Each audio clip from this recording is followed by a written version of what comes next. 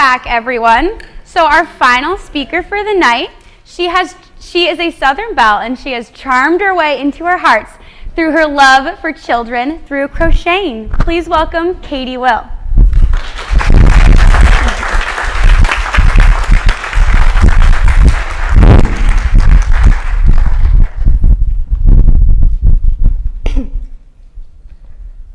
I invite everyone to please close your eyes.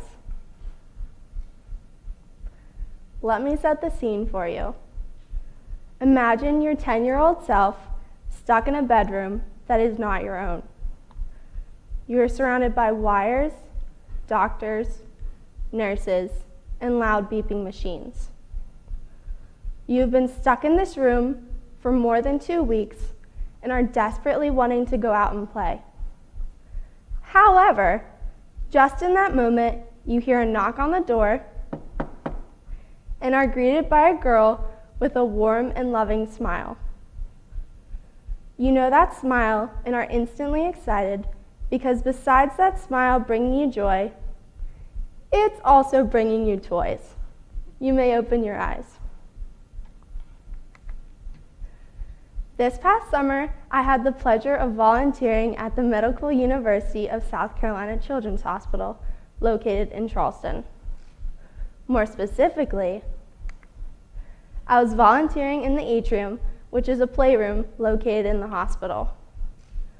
During my time volunteering, I was the girl with the warm and loving smile. As a part of my job, I got to take toys, movies, and crafts to any child's room so they could pass time through the interaction of play. I soon started to realize how interacting with others through play can affect a child's mood and health. By allowing a child to play with a toy or even watch a movie, time moves faster for them. For hospitalized children, they're stuck in the same room with no way out. For example, a child who is suffering from leukemia might be in pain because their bones are sore. Therefore, a volunteer or a child life specialist are the ones who can bring a child a source of entertainment. MUSC Children's Hospital was a huge eye-opener for me, and it made me realize how much I wanted to help children who are suffering from life-threatening diseases. It also gave me a lot of ideas for my senior project. At the beginning of the year, I knew I wanted to do a project based around the idea of helping sick children. Some ideas I had were shadowing a child life specialist at CHOP, or planning an event where people would perform and then the money would be donated to a children's hospital. My mind was spinning and I was completely stuck, until one night. As usual, I was on the phone with my best friend Amy, and I was explaining to her how I still did not have an idea for a senior project, and my letter of intent was due the next day. She, of course, laughed, like many of you, at my lack of preparation, and then asked me a somewhat serious question. She said, "It's simple. What do you like to do that's fun?" What? What do I like to do that's fun? I like to crochet blankets. My friend Amy then started to tell me a story about how one of her teachers crocheted dogs and sells them, and how I could do that too. I, for one, am not a copycat. If I was going to crochet, it was not going to be a dog. After our long conversation, I was finally able to go to bed with a letter of intent written, saying that I was going to crochet for a cure. I'll be honest, looking for a mentor was not that difficult because I already had a specific person in mind. Her name is Nina Chicken, and we are like this.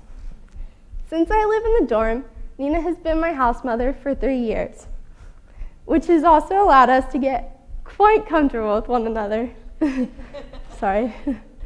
I knew I could count on her to say yes to be my mentor because last year she mentioned a senior project for me. Although the project she had in mind for me was to test out which natural cleaning products work best. But here's the big part. She offered her apartment. I knew even if I did not take her up on that offer, she would jump on this one. Crocheting for a cure. Once we began our journey, Nina told me that I first had to learn the basics of crocheting. Even though I know how to crochet blankets, animals require what is known as a double crochet. A double crochet is formed by a yarn over, which is wrapping yarn from back to front before placing the hook in the stitch. Nina started by teaching me how to single crochet in a line and how to slip knot. A single crochet is made by pulling a loop of yarn through another loop, just like a double crochet, but without the extra loop of yarn. A slip knot is a knot that can be undone by pulling. At first, I was having some trouble with my tension because it was either too loose or too tight. But Nina informed me that practice makes perfect. After I got the basics out of the way, it was time to decide what I wanted to crochet. Like I said, I am not a copycat, but I did like the idea of crocheting an animal. Therefore, I thought and thought, should I crochet an elephant? An otter? No. Maybe a penguin? All these were super tempting, but finally Nina and I chose a simple frog and pig pattern.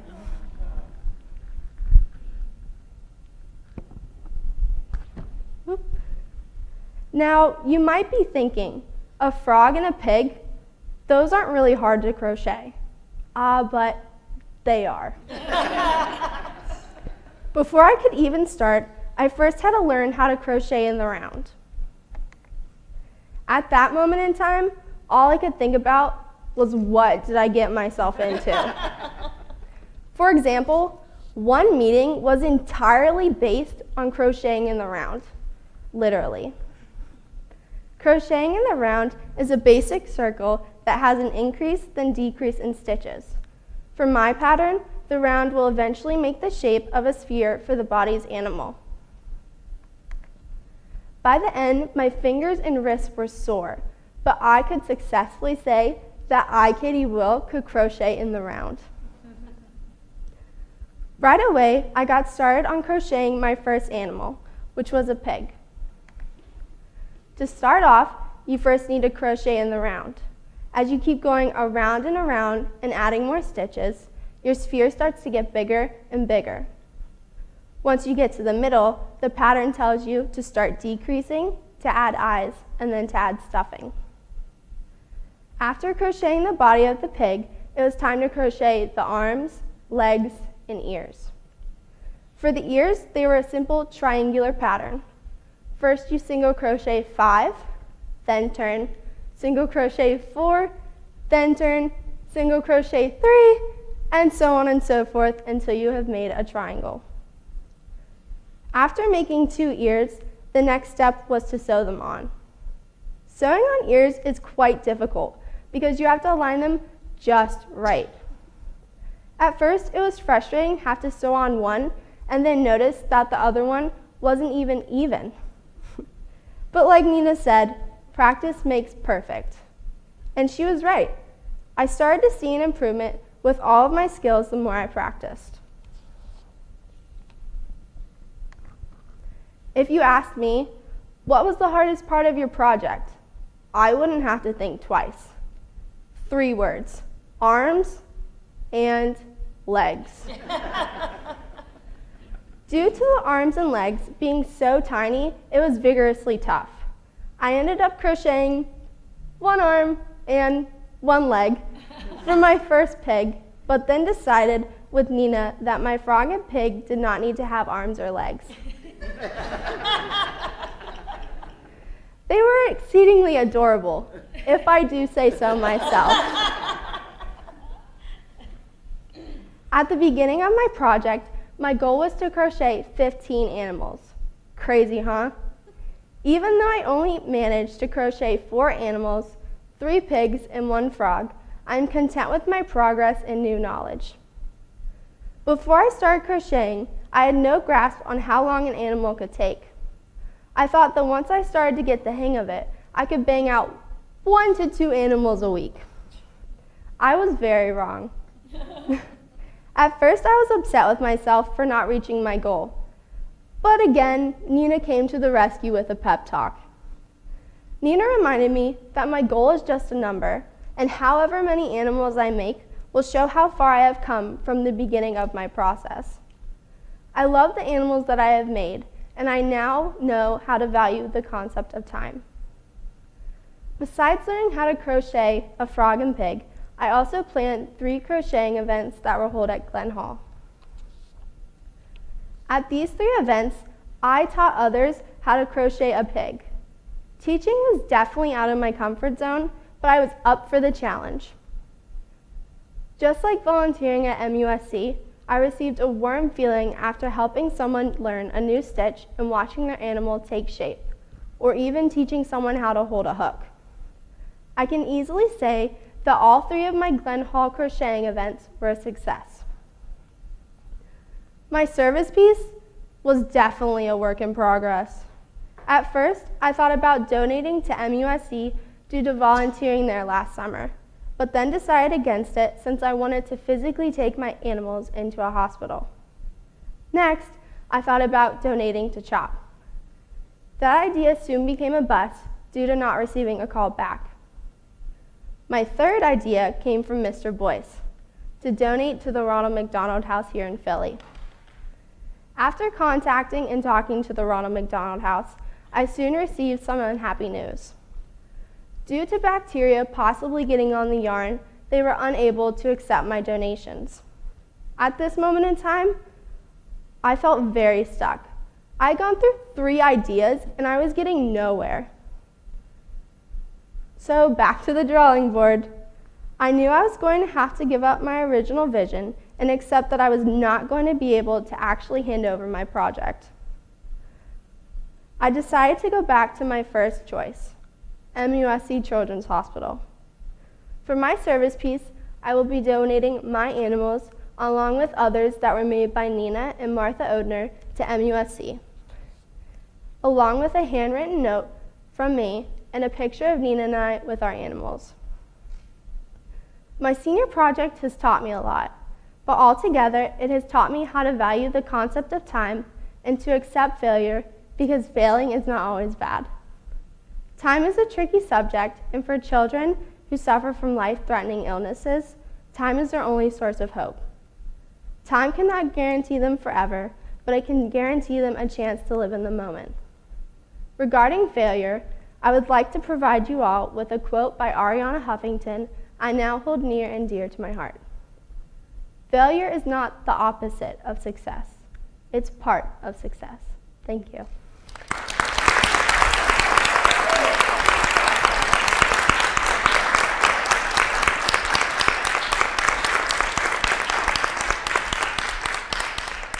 Any questions? Lysandra? If you could do a third animal, what? Good question. Lysandra asked if I could do a third animal, what animal would I do? I would probably do a penguin just because I think they're really cute and I feel like little kids would love them. And they have no ears. Oh, true. They don't have ears or legs, but they have like little triangular, flippers. Any more questions? Mr. Odner? Will you be hearing back from, have you already heard back from the Children's Hospital in Charleston? Yeah. Mr. Odner asked if I will be hearing back from MUSC. I talked to them at the beginning of my process when I thought about donating to them, and they were completely excited to receive my donations. And then I also still do volunteer there, so they know they're coming. Any other questions? Yes? What made you want to volunteer originally I was asked why did I originally want to volunteer at the hospital. Good question. It goes back to last year when it was the typical mom and daughter talk of what do you want to do when you grow up? And so my mom, she's a nurse, she brought up the idea of child life because when I was younger I had to get eye surgery, so I kind of went all through that process. And my child life specialist, she was the manager at MUSC, so I kind of got connections through that and did that this summer. Yes? As a parent who had a child in the hospital but too young for toys, and having friends who've had children of different ages, that's so kind and so loving. Thank you. And I'm thinking of some of the older children we talked about in the past. Could you ever take the time and teach them how to crochet? Whether maybe those are too complicated, but like just a little doily or something like that? Yeah, I was asked if I could take the time to teach others to crochet the children in the hospital. I believe so. I know there's some regulations about what you can bring into the hospital, and then of course like bacteria and stuff, but I'm sure if I talk to a child life specialist and they have either hooks and stuff they sanitize, then I'm sure they would be up for it. Thank you.